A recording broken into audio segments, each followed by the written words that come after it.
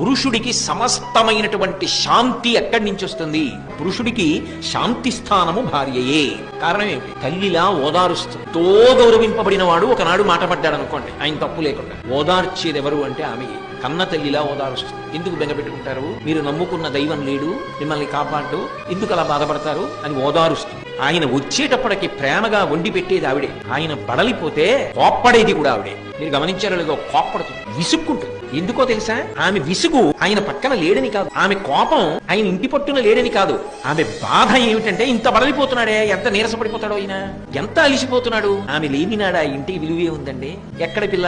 ఎక్కడో పుట్టిన పిల్ల, కానీ ఇక్కడికి వచ్చి అంతటి ప్రేమైకమూర్తి. పురిటిలో బతుకుతుందో బతకదో ఎవరికి తెలుసు, కానీ ఆయనకో కూతురినిచ్చింది, ఆయనకో కొడుకునిచ్చింది, ఆయనని తండ్రిని చేసింది, ఆయన తండ్రిని తాతని చేసింది, వంశం నిలబెట్టింది. ఆయన వృద్ధుడైపోయిన తర్వాత కొడుకు చెయ్యి పట్టుకుని ఆసరా పొందాడు, కొడుకుతో కలిసి అన్నం తిని సంతోషపడ్డాడు, కూతుర్ని కన్య